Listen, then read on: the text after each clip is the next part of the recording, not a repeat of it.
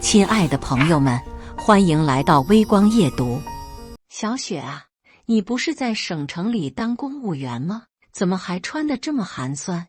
我的堂哥赵大海端着酒杯，一脸轻蔑地看着暮雪。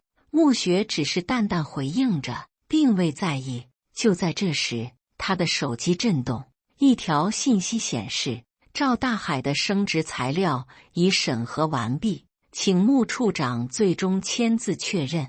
暮雪看了一眼正在喝酒的赵大海，随即写上了拒绝。此时的赵大海还不知道自己的升职之路已经断了，而做出这一决定的正是眼前这个被他看清的亲戚。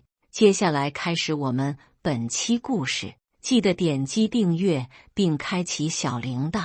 除夕夜的寒风刺骨，暮雪攥紧了手中的公文包，站在熟悉的老宅门前。10年了，他第一次回老家过年。砰砰砰，他轻叩木门，里面传来一阵笑声。谁啊？是我，暮雪。门吱呀一声打开，赵大海那张油光满面的脸出现在面前。他上下打量着暮雪，目光在她朴素的羽绒服上停留了几秒，眼中闪过一丝嫌弃。哟，我们的小雪终于舍得回来了。赵大海语气中带着明显的讽刺。他身着一件 LV 的深色大衣，手腕上金光闪闪的劳力士在灯光下格外刺眼。暮雪深吸一口气，走进屋内，热闹的场景映入眼帘。屋里挤满了衣着光鲜的亲戚，珠光宝气，香水味混杂在一起。小雪啊，今年多大了？35。大姑妈端着一盘水果走过来，上下打量着她。还单着呢吧？现在工资多少？能在省城站稳脚跟吗？暮雪扯出一丝微笑，托您的福，还可以。听说你在什么小公司上班？现在一个月能挣多少？5、6千。二舅妈探过头来，脖子上挂着一串硕大的南红项链。差不多吧。暮雪淡淡地说，才5、6千。我家明明上大学一个月零花钱都不止这个数。二舅妈夸张地摇着头。暮雪默默放下包，坐在角落的椅子上。屋内的话题很快又回到了各家的成就上。谁家又买了新车？谁家孩子考上了名校？谁家又添置了新房产？赵大海站在客厅中央，举起酒杯，故意提高了声音。各位，我有个好消息要宣布。屋内安静下来，所有人的目光都集中在他身上。我啊，下个月要升任县水利局副局长了。赵大海得意洋洋地说，以后咱们家在县里的地位就更不一样了。掌声和祝贺声此起彼伏。赵大海故意走到暮雪面前，拍了拍她的肩膀。小雪啊，以后有啥困难尽管找大哥，咱县里的关系网我都吃得开，说不定能给你安排个稳定工作呢。周围爆发出一阵笑声。暮雪勉强笑了笑，低头看了眼手机，一条消息跳了出来。省组织部人事调配处，赵大海升职材料审核完毕，待最终签字。暮雪迅速关闭了消息，抬头时脸上的表情依然平静如水。而此时饭桌上，亲戚们的嘲讽变本加厉。小雪啊，你这么大年纪了，要求别太高了，找个老实人凑合过吧。三姑插嘴道，就是啊，再拖下去连剩饭都没得吃了。有人起哄，我认识个条件不错的，离过一次婚，带个孩子，要不介绍你认识？赵大海的妻子张敏故意大声说。整个饭桌上爆发出一阵哄笑。暮雪只是微笑着低头扒饭，对这些嘲讽毫不在意。酒过三巡，赵大海喝得脸色通红，挪到暮雪身边坐下。小雪啊，听说你在省城工作？暮雪简短的回答。赵大海压低声音：“认识省里的领导不？”穆雪抬头看他：“怎么了？”“哎呀，我这不是要升副局长吗？材料已经报到省里了。”赵大海搓着手：“如果你认识什么人，能不能帮哥打听打听？顺利的话，哥重谢。”穆雪看了他一眼说：“我会留意的。”赵大海顿时喜笑颜开，拍了拍他的肩膀：“好妹妹，哥就知道你最懂事。”晚上11点，当所有人都挤在客厅看春晚时，穆雪悄悄走到阳台，掏出手机，打开了一个加密的办公系统，指纹验证后，赵大海的人事档案出现在屏幕上。赵大海，现任县水利局规划科科长，拟任副局长，待审批。穆雪的手指在屏幕上停留了片刻，然后在审批意见栏中输入：经查，本人工作能力一般，作风傲慢，与基层群众脱节严重，建议取消提拔资格，调任省西北山区水文站普通职员，重新锻炼3年。签名：省组织部人事调配处处长穆雪。他按下了确认键，然后关闭了手机。正月初3早晨，穆雪刚起床，门外突然传来一阵急促的敲门声。穆雪，开门！是赵大海的声音。穆雪不慌不忙地整理了一下衣服，缓缓打开门。赵大海站在门口，满脸通红，手里攥着一份文件，后面跟着哭红了眼的张敏。这是怎么回事？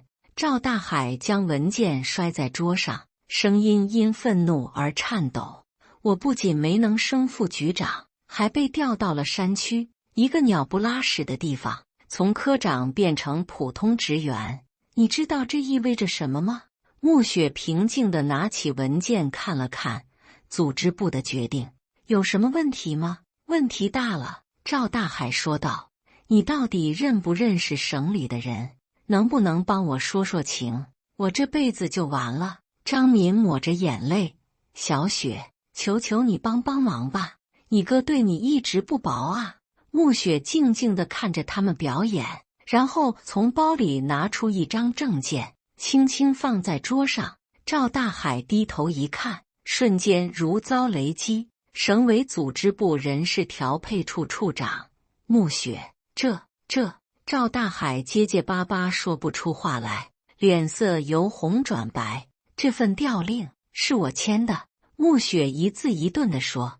屋内一片死寂，赵大海和张敏仿佛被定住了，表情凝固在脸上。“你是处长？”赵大海声音颤抖。“省组织部的处长。”“没错。”穆雪平静地说。“负责全省干部的调配和任命审核工作。”扑通一声，赵大海跪倒在地：“穆处长，我错了，我真的错了，求您网开一面啊！”张敏也连忙跪下：“小雪，不，穆处长，我们有眼不识泰山，求您大人不计小人过。”穆雪冷冷地看着地上的2人：“10年了，每次回家，你们眼中只有名牌、豪车和攀比，只有对我的嘲笑和鄙视。你知道我这10年是怎么过来的吗？研究生毕业后，我进入省委组织部，从最基层做起，每天工作16个小时，一步步爬到现在的位置。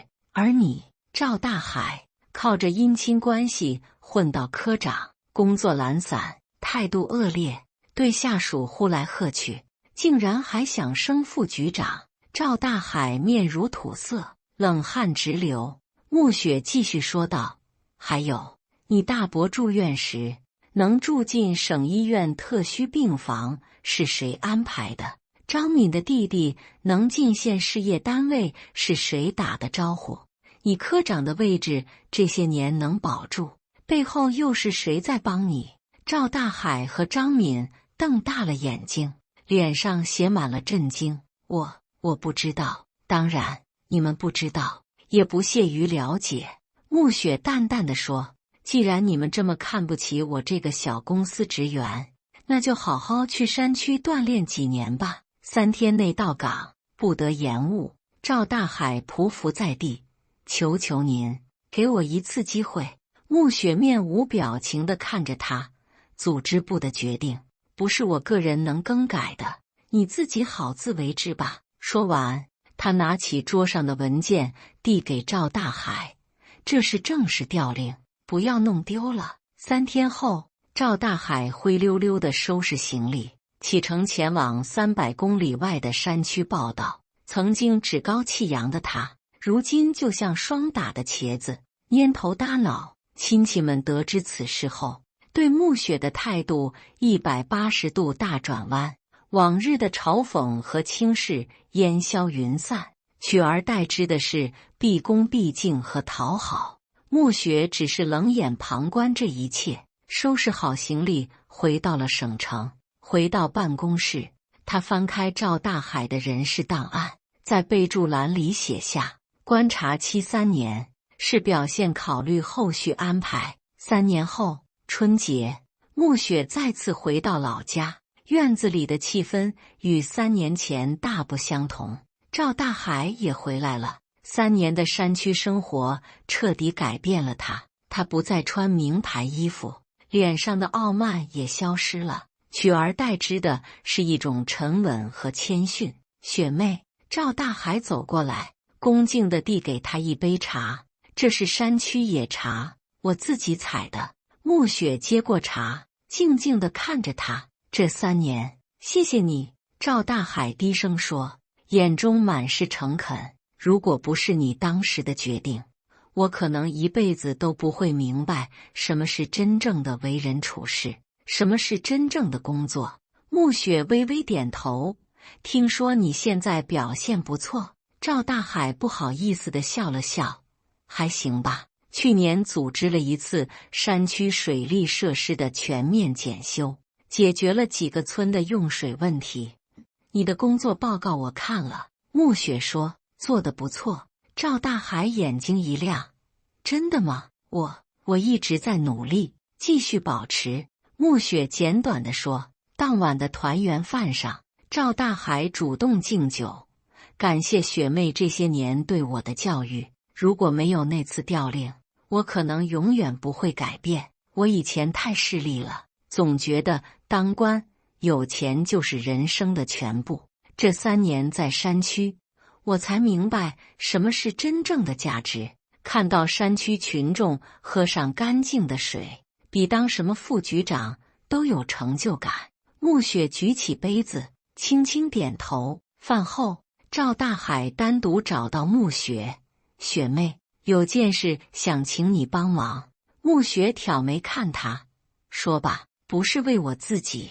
赵大海急忙说，是山区的事，那边水利设施太老旧了，特别是西北角的3个村，每到夏天就断水。我申请了维修资金，但一直没批下来。穆雪看着他认真的表情，若有所思，把申请材料发给我看看。1周后，赵大海接到通知，山区水利维修专项资金已批复，金额比申请的还多了30%。同时，一份新的人事调令送到了赵大海手中，提任山区水文站站长，主持全面工作。赵大海激动得热泪盈眶，立刻给穆雪打电话道谢。不必谢我，穆雪平静地说，这是你自己努力的结果，组织部一直在关注你的表现，我一定不负重托。赵大海哽咽道。对了，穆雪说，下个月我要结婚了，到时候回来喝杯喜酒吧。一定一定，赵大海连声答应。对了，是哪位幸运的同志？省扶贫办副主任，我们在山区扶贫工作时认识的。1个月后，穆雪的婚礼在省城举行。让所有人意外的是，赵大海成了婚礼上最忙碌的人。他张罗着招呼客人，安排餐桌，忙前忙后。婚宴上，省委组织部部长专门表扬了穆雪工作中的公正无私，并透露他即将升任副处长。赵大海第一个站起来鼓掌。婚宴结束后，赵大海悄悄塞给穆雪一个精致的木盒，这是山里的野生灵芝，对身体好。穆雪接过来，罕见地露出了微笑。谢谢，是我该谢谢你。赵大海认真地说，谢谢你当初的惩罚，让我重新做人。穆雪摇摇头，那不是惩罚，是组织的培养。赵大海眼圈微红，我知道，你完全可以直接否决我的升职，让我留在原地，但你没有，你给了我一个重新开始的机会。过去的事就别提了。穆雪说，好好工作吧。赵大海郑重地点点头，我绝不会辜负组织的信任，也不会辜负你的期望。婚礼结束后，穆雪和丈夫回到新家，她拿出手机，翻开工作群，一条消息跳了出来：山区水利站赵站长带领团队抢修水坝，获省水利厅通报表扬。穆雪嘴角泛起一丝微笑，回复道：继续关注，视情况考虑进一步提拔使用。2年后的春节，全家人再次团聚，赵大海又升职了，成了山区水利管理局副局长，负责整个山区的水利工程。他带领团队修建的水库，解决了10万山区群众的饮水问题，得到了省里的多次表扬。饭桌上，已经怀孕7个月的穆雪被众人簇拥着坐在主位。曾经嘲笑她的亲戚们，如今对她恭敬有加。赵大海站起来敬酒，感谢雪妹这些年对我的栽培。他转向所有人，也希望大家记住，人的价值不在于拥有多少名牌和财富，而在于能为他人做些什么。穆雪微笑着举起杯子，接下来是我们本期第2个故事，记得点击订阅并开启小铃铛。我给公司当牛做马10年，总监抢我200万提成，我反手让他公司破产。李姐，这2万块钱你拿着，就当是公司的奖励了，别不知好歹。张总监把一个薄薄的信封拍在我桌上，嘴角挂着施舍般的笑容。我看着那信封，再想想那笔200万的提成，血一下子冲上了头。我冷笑一声，把信封推了回去。张总监，这2万块还是您留着买点补品吧。今天要么把属于我的200万1分不少的给我，要么咱们就法庭上见。张总监脸上的肥肉一抽，指着我的鼻子骂道：你个臭婆娘，敢威胁我？你也不看看自己几斤几两，还想拿200万？做你的春秋大梦去吧。我在一家装修设计公司干了10年，职位是行政主管，听着是个主管，其实就是个高级保姆。公司上上下下所有人的杂事都归我管，小到换饮水机桶、买咖啡豆，大到安排年会场地、给客户订机票酒店，甚至总监家里的下水道堵了，都是打我电话。10年了，我拿着万年不变的8000块工资，成了公司里最没脾气、最好用的李大姐。同事们嘴上客气地喊我一声李大姐，背后都说我是个没追求的老好人。这辈子也就这样了，我也认了。人到中年，精力有限，老公工作稳定，孩子也上了初中，我图的就是个安稳，不想再折腾什么了。直到那天，公司炸了锅，完了！云山雅集那个项目，顾老师那边说我们的设计方案不行，一点传统韵味都没有，要跟我们解约。设计部的小王顶着2个黑眼圈冲进了办公室。云山雅舍是公司今年最重要的项目，客户是位姓顾的隐形富豪，据说身家100亿，就想在郊区的山里建一个私人中式园林会所。为了这个项目，公司上上下下忙了快半年，光设计方案就改了10几稿。要是这单黄了，别说年终奖，下半年的业务都得喝西北风。总经理把设计部的总监，也就是我的顶头上司张强，骂了个狗血淋头。张强顶着一张猪肝脸，把设计部所有人都召集起来开会，在会议室里拍着桌子吼：“你们这群人脑子里装的都是浆糊吗？什么北欧风、工业风，人家顾老师要的是中式，中式懂不懂？”一个年轻的设计师小声嘀咕：“总监，我们做的就是新中式啊，现在最流行的。”流行个屁！人家要的是古法，是意境，是文化底蕴。张强气得把手里的保温杯都给砸了。现在，立刻，马上，谁能给我一个有魂的方案，我给他申请10万奖金。会议室里鸦雀无声。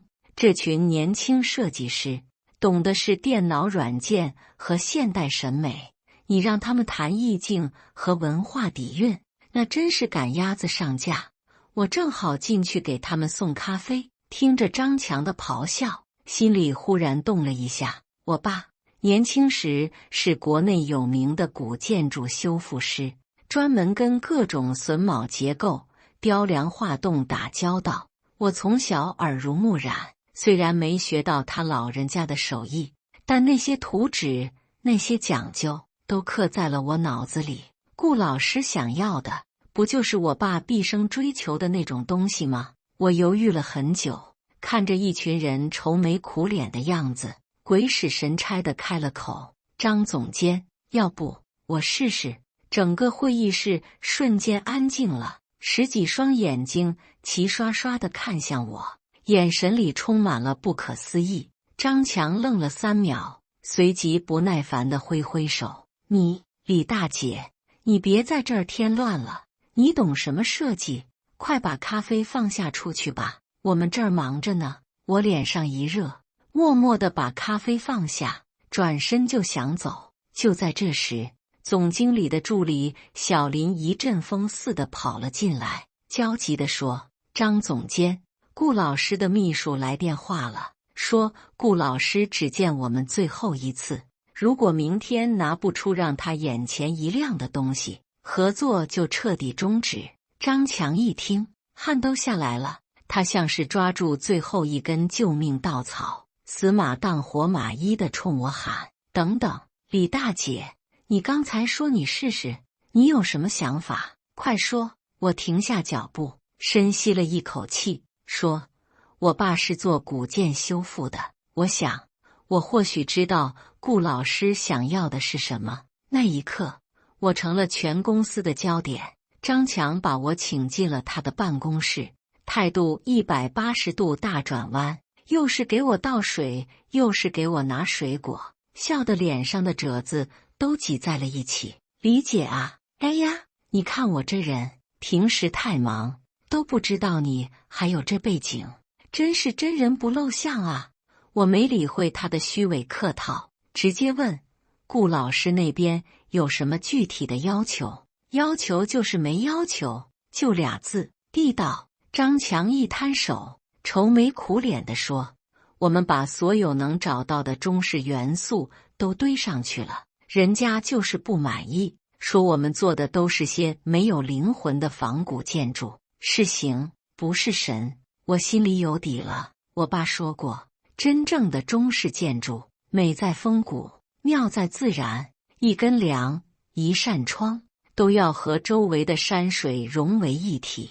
讲究的是天人合一。现在这些设计师只知道抄一些符号，自然做不出那种味道。我需要几样东西，我平静地说：一套专业的制图工具，还有公司所有关于云山雅集项目地的勘测资料，包括地形、水文和光照数据。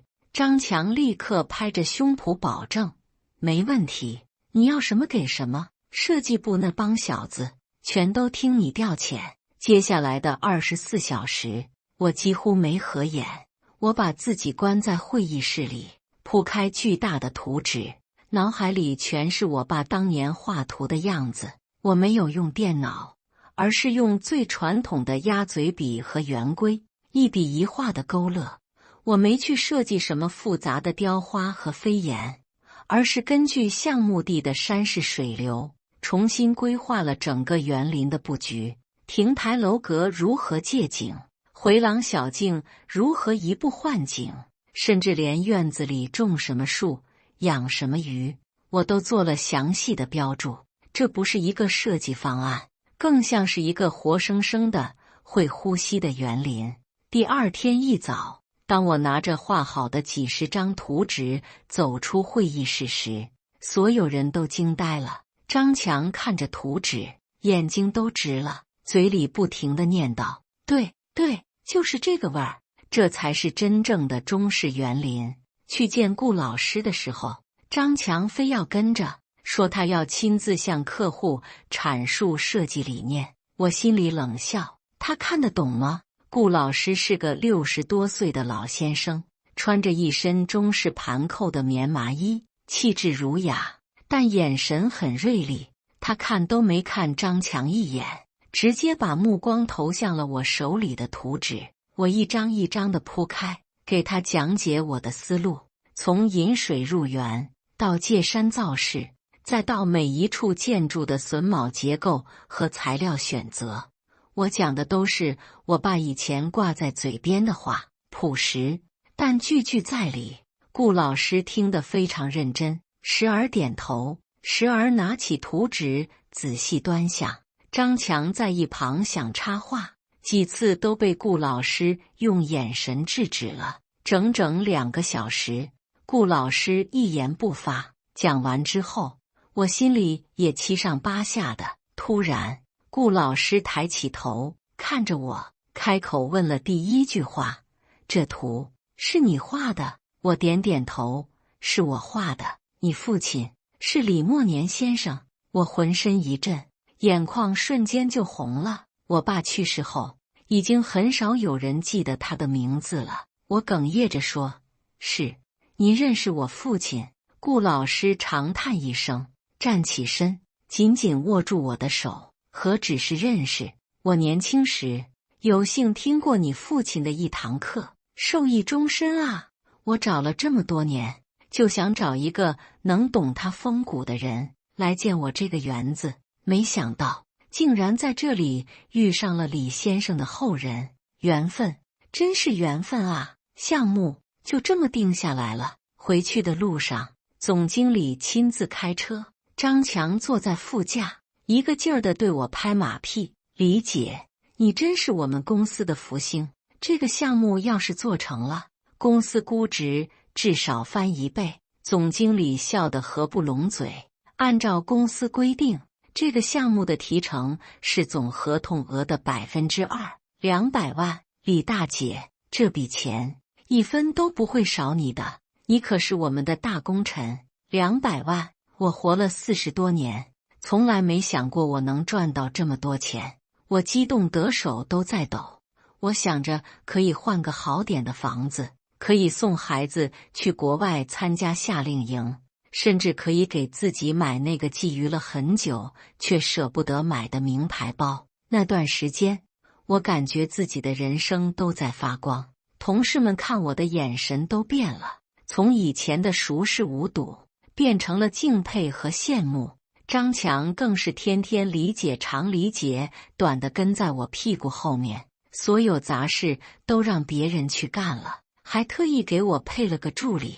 我天真的以为我的好日子终于要来了，直到发薪日那天，我收到了银行的短信通知，看着手机上显示的到账金额8000元，我整个人都懵了。提成呢？说好的200万呢？我拿着手机，第一时间冲进了财务室。财务小张看到我，眼神躲躲闪闪的，说我的工资没算错，就是这么多。我心里咯噔一下，一种不祥的预感涌了上来。回到工位，我听见茶水间里传来几个同事压低声音的议论：这张总监也太黑了吧，200万的提成，自己全吞了，就给了李大姐2万块钱封口费。嘘，你小点声，人家是总监，又是王总的亲戚，李大姐一个行政，拿什么跟他斗？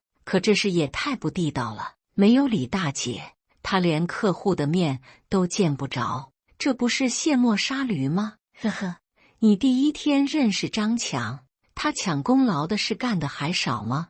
也就是李大姐好欺负，换个刺头早跟他闹翻了。我深吸一口气，点开了手机录音功能，然后推开了茶水间的门。里面说闲话的2个同事看到我，脸刷的一下就白了，尴尬的笑了笑，找了个借口溜了。我没有理他们，转身直接走向张强的办公室。张强正翘着2郎腿，一边喝着上好的龙井，一边打电话吹牛。哎，王总，云山雅集那个项目，您放心，从头到尾都是我盯着的，方案也是我带着团队熬了好几个通宵才磨出来的。顾老师那边对我非常认可。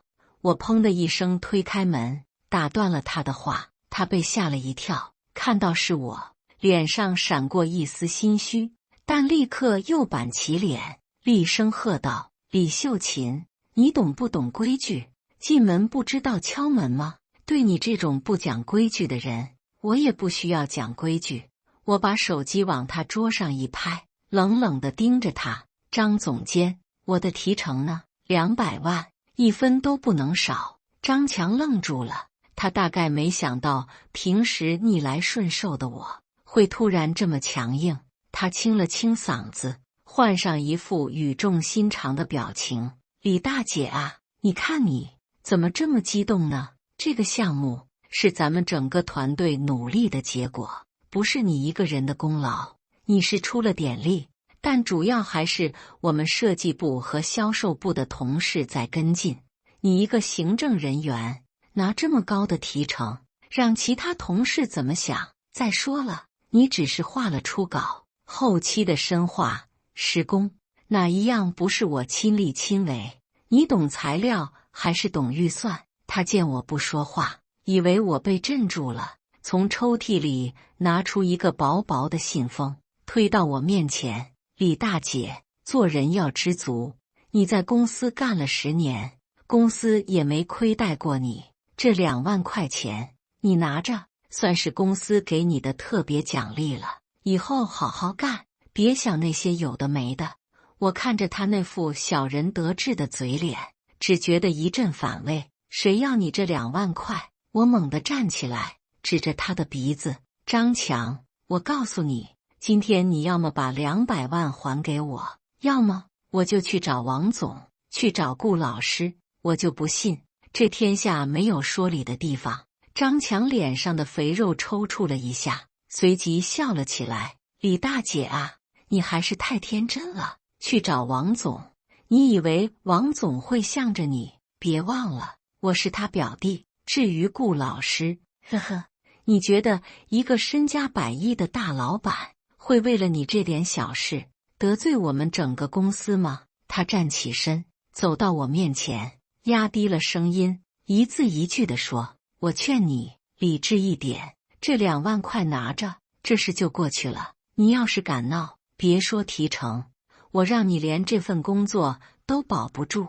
你这个年纪再出去找工作可就难了。”我被他推出了办公室，门在我身后砰地关上。我站在走廊里，气得发抖。我不甘心，我直接冲上了顶楼，敲响了总经理王坤的办公室门。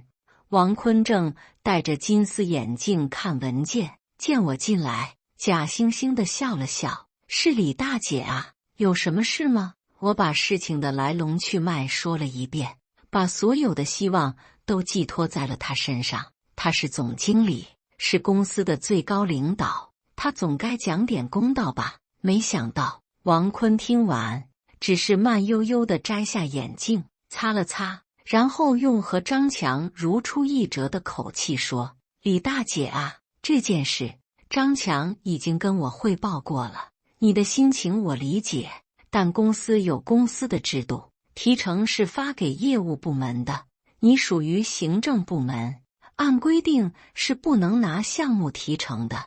可当时是您亲口答应我的，我急了，我是说过，但那就是随口一说，当不得真嘛。王坤笑了笑，这样吧，你毕竟是功臣，我让张强多给你包个大红包，算是补偿。这事就这么算了，以后大家还是好同事。我的心一瞬间沉到了谷底，原来他们早就串通好了，一个唱红脸，一个唱白脸，就是要把我这笔钱赖掉。我失魂落魄地走出王坤的办公室，这时一个人影悄悄拉住了我，把我拽进了旁边的消防通道。我定睛一看，是公司的老会计刘姐。她比我来公司还早，平时沉默寡言，但人很正直。秀琴，别找了，没用的。刘姐叹了口气，塞给我一份文件复印件。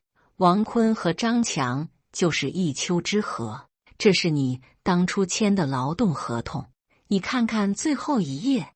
我颤抖着手打开文件，在密密麻麻的条款最后看到了一条用小号字体打印的补充协议，乙方员工在职期间产生的一切知识产权、项目成果，其所有权及收益权均归甲方公司所有。下面是我的签名，他们私自加的条款，我签的时候根本没有这个。我惊呼道：“你那份肯定也被调包了。”刘姐摇了摇头，这是他们公司的老套路了，专门坑老实人，你斗不过他们的。听姐一句劝，这口气忍了吧，不然工作都得丢。说完，刘姐拍了拍我的肩膀，匆匆离开了。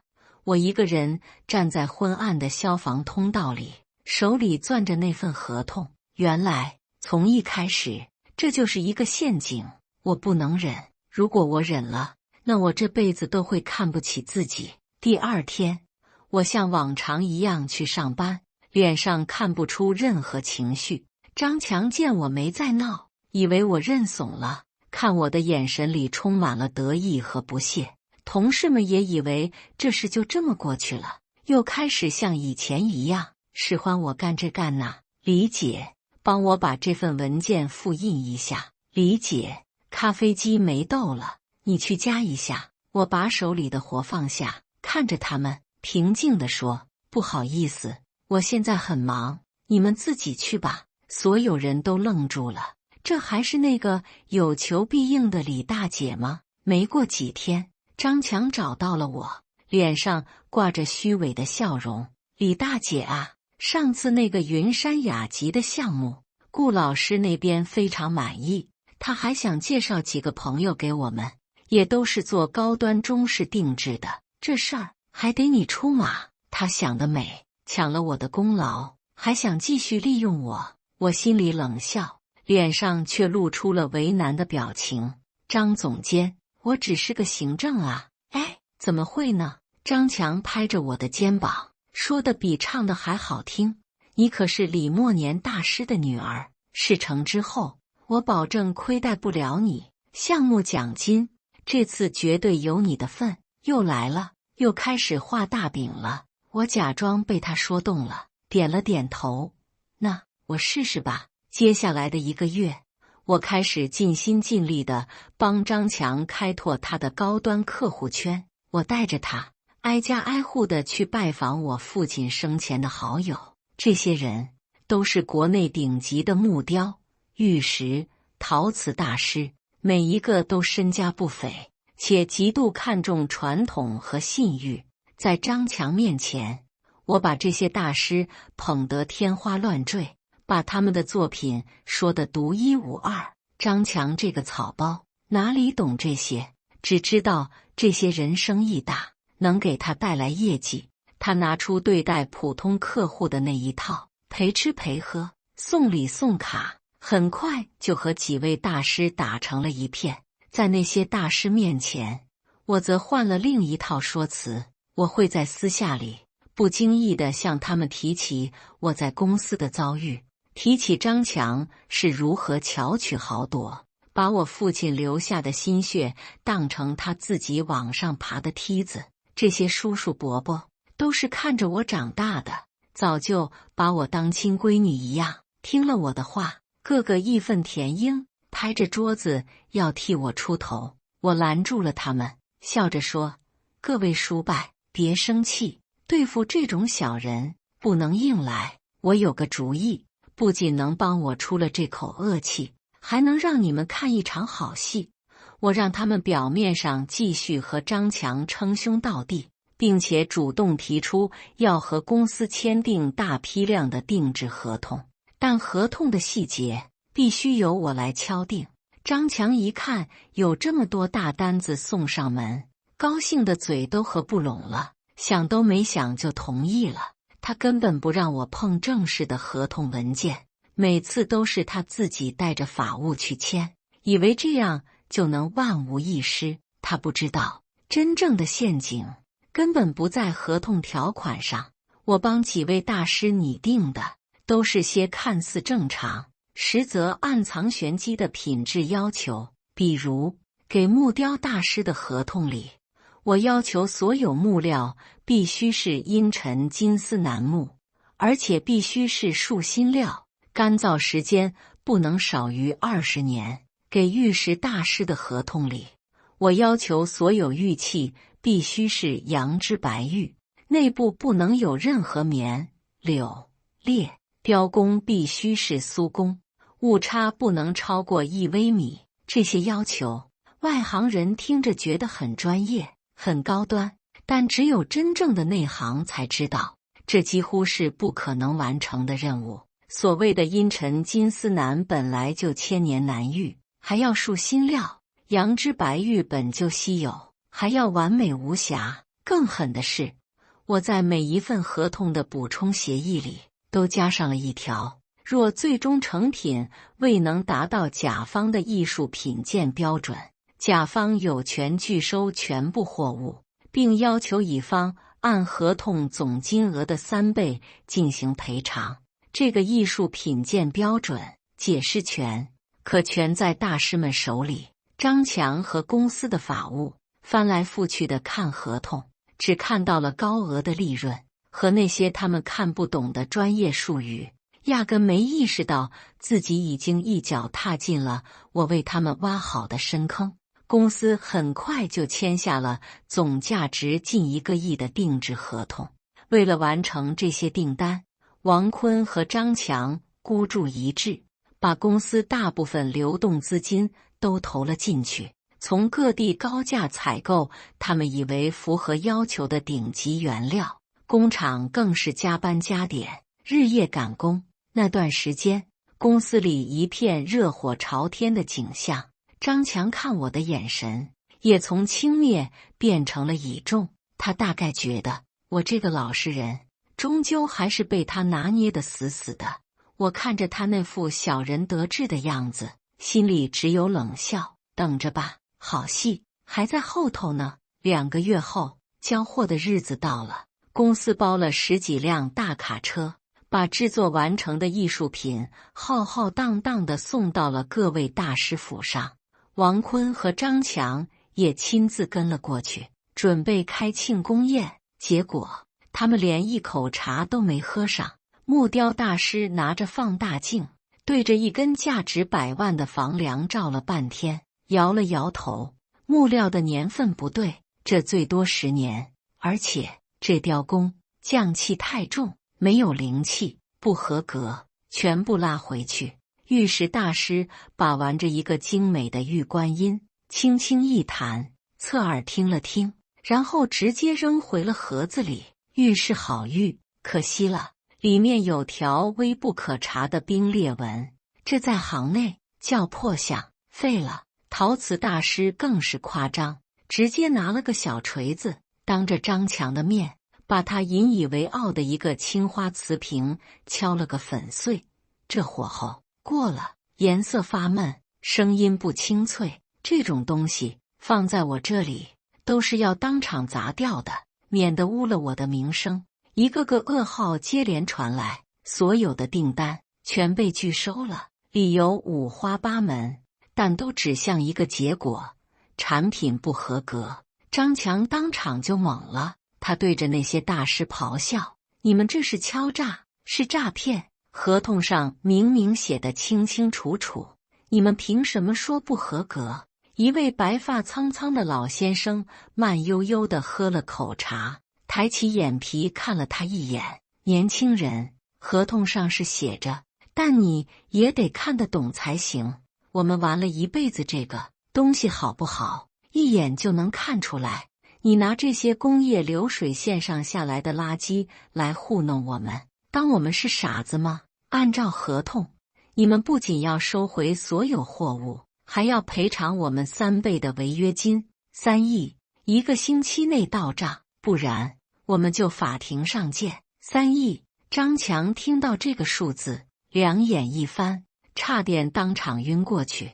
公司彻底乱了套，高额的赔偿金像一座大山，瞬间压垮了这家本来就没多少家底的公司。银行上门催债，供应商上门堵门，员工们人心惶惶。设计部的精英们一看势头不对，立马递交了辞职信，跑得比谁都快。王坤急得焦头烂额，几天之内头发白了一半，而张强这个始作俑者则把所有的怒火都发泄到了我身上。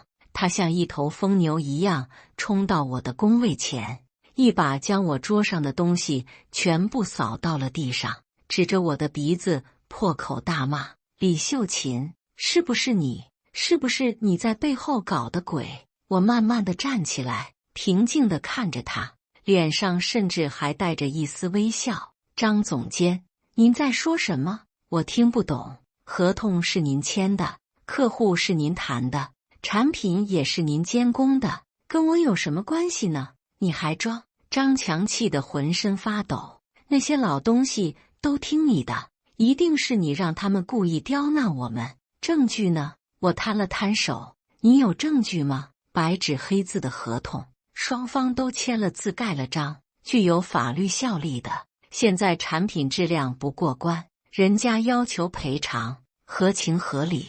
您可别血口喷人啊！就在这时，总经理王坤走了过来，脸色铁青地对张强吼道：“你在这儿发什么疯？还不快去想办法筹钱！”然后他转向我，眼神阴冷：“李秀琴，你来我办公室一下。”我心里清楚，鸿门宴来了。在办公室里，王坤没有再假惺惺的演戏，他直接把一份解聘通知书扔在我面前：“你被开除了，马上收拾东西，给我滚蛋！”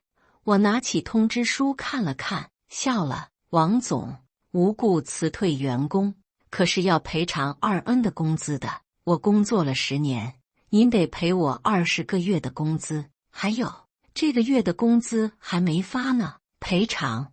我没让你赔偿公司的损失就不错了。”王坤猛地一拍桌子：“你别以为我不知道是你干的好事。我告诉你，李秀琴，我已经跟行业里的所有公司都打过招呼了。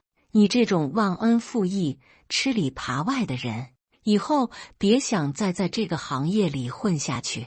你毁了我的公司，我也要毁了你的前途。咱们走着瞧。”我看着他气急败坏的样子，非但没有害怕，反而觉得无比畅快。我慢悠悠地站起来，走到他面前，一字一句地说：“王总，有句话叫自作孽不可活。如果不是你们当初贪得无厌，又怎么会有今天？至于我的前途，就不劳您费心了。”说完，我头也不回地走出了办公室。我回到工位上收拾东西，整个办公室里鸦雀无声，所有人都用一种复杂的眼神看着我，有同情，有幸灾乐祸，也有敬畏。张强像个斗败的公鸡，瘫坐在自己的办公室里，再也没有了往日的嚣张气焰。我把自己的东西装进一个纸箱，最后拿起那个我用了10年的马克杯。我走到张强的办公室门口，他正好抬头看我，眼神里充满了怨毒。我对着他故意手一滑，啪，马克杯摔在他脚边，碎成了一地瓷片。哎呀，对不起，我毫无诚意的道歉，手滑了。张强吓得往后一缩，指着我，嘴唇哆嗦着，却一个字也说不出来。我没再看他一眼，抱着纸箱，在所有人的注视下，昂首挺胸地走出了这家我奉献了10年青春的公司。走出办公大楼，外面阳光灿烂，我深深地吸了一口新鲜空气，感觉整个人都轻松了。王坤说的没错，以他的能量，我可能真的很难再在本地的装修设计行业找到工作了。可是那又怎么样呢？天无绝人之路，大不了我就去摆个地摊，也比在那种地方受气强。我正准备拦车回家，手机突然响了，是一个陌生的号码。我犹豫了一下，还是接了。你好，请问是李秀琴女士吗？电话那头是一个非常年轻但很沉稳的男生。我是，请问您是？我是匠心集团的总裁，我姓陆，不知道您现在方不方便？我想跟您见个面，聊一聊。匠心集团，那不是国内数一数二的文化地产巨头吗？他们找我干什么？我还没反应过来，对方就继续说道：顾老师，还有好几位老先生都向我极力推荐了您，他们说您是真正懂中式美学风骨的人才。我们集团最近正在筹备一个大型的古镇复兴项目，非常需要您这样的人才来做我们的首席顾问。李女士，我们知道您刚刚经历了一些不愉快，但请您相信，真正的匠人精神是不会被埋没的。我们愿意提供给您一个能尽情施展才华的平台，以及绝对配得上您才华的薪酬。我抬起头，看着湛蓝的天空，知道我的人生从这一刻起才算真正开始。几天后，我见到了那位年轻的陆总，他比我想象的还要年轻有为，言谈举止间充满了对传统文化的尊重。我们聊了很久，从我父亲的理念聊到中式建筑的未来。我发现他才是那个真正懂我父亲的人。他当场就给了我一份聘书，职位是首席文化顾问，年薪是我在原来公司的10倍，还不算项目分红。更让我解气的是，没过多久，我就在行业新闻上看到了老东家破产清算的消息。据说王坤和张强因为合同诈骗背上了巨额债务，还被列入了失信人名单，下半辈子都得在还债中度过。我没有丝毫同情，我将自己的经历写成了一篇文章，发在了社交媒体上，没想到引起了巨大的反响。许多有过类似经历的网友纷纷留言，讲述他们在职场中遭遇的不公。我想告诉他们，面对欺压，沉默和忍让换不来尊重，只会让恶人更加得寸进尺。有时候，你必须亮出自己的爪牙，奋力一搏，才能为自己赢得一片天。阴沟里翻船并不可怕，可怕的是你没有勇气爬出来，去迎接那片本就属于你的更广阔的海洋。感谢大家的观看，本期故事精彩吗？欢迎大家在下方评论区吐槽。如果你喜欢这类故事，记得点击订阅微光夜读，并分享给更多的人，这会对我帮助很大。再次感谢大家的观看。